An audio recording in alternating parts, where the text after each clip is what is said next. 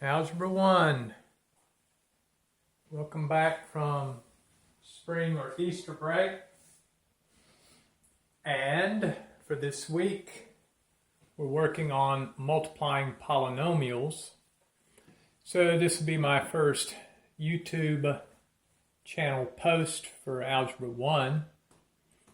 And I encourage you all, as soon as you receive the link, to go ahead and watch this video prior to coming into Zoom tomorrow. So in this quick illustration, I'm going to show you how to multiply polynomials. The first example, I'm going to multiply two binomials. And in the second example down here, I'm going to multiply a binomial and a trinomial together. So let's start first with multiplying the two binomials. I have the first binomial 2a plus 3b multiplying the second binomial 5a minus 2b. Normally I would go ahead and sing Somewhere Over the Rainbow and draw my rainbows, but that might cloudy it up too much. So I'll simply sing it to you, somewhere over the rainbow, and let 2a fly. So 2a is going to multiply 5a, that's here. And then 2a times negative 2b. So that's subtracting 2b, but I'm going to think of that as adding negative 2b. So when I do a positive times a negative, that gives me the negative, which is the subtraction sign here, with 2a multiplying 2b. That's all 2a will do. Now 3b must distribute. First, 3b times 5a is illustrated here, 3b times 5a. And then we're going to think of this as 3b times negative 2b, and a positive times a negative is a negative, and thus the subtraction sign represents that negative with 3b multiplying 2b.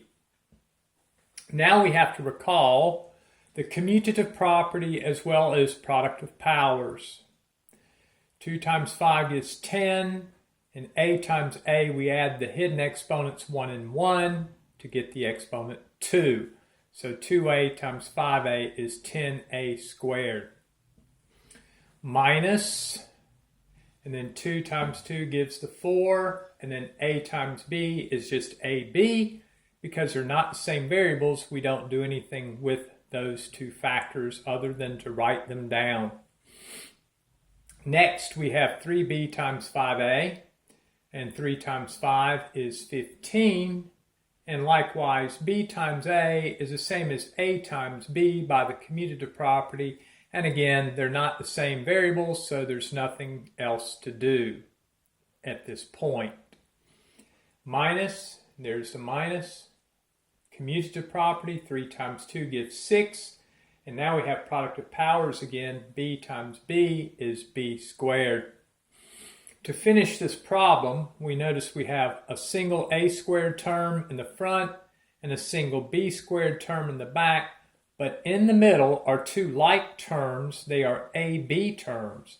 So when I have negative 4 of something and I add positive 15 of the same thing, that leaves me 11 of them. So I have 11ab. So the final result here is 10a squared plus 11ab minus 6b squared. And that concludes the problem multiplying two binomials.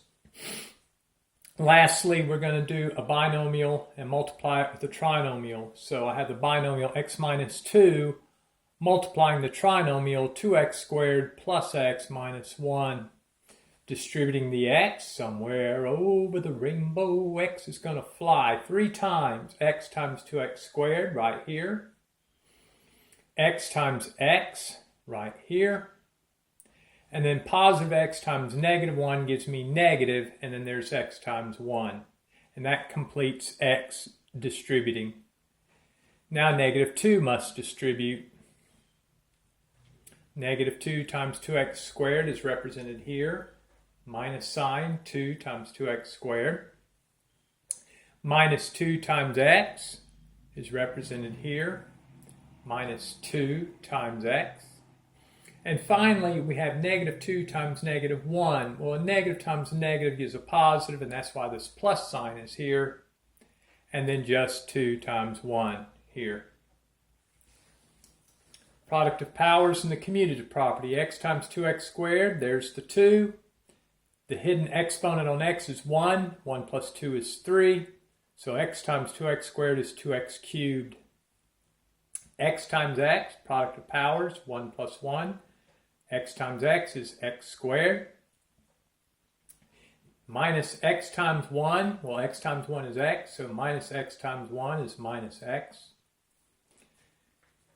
Minus 2 times 2x squared is minus 2 times 2 is minus 4, and then x squared. Minus 2 times x is just minus 2x. And finally, plus 2 times 1, and 2 times 1 is 2. Now the commutative property. There's only one x cubed term. There it is. Plus x squared. Then I'm going to bring minus 4x squared up behind it. Now minus x. And behind it, I move up minus 2x, then plus 2.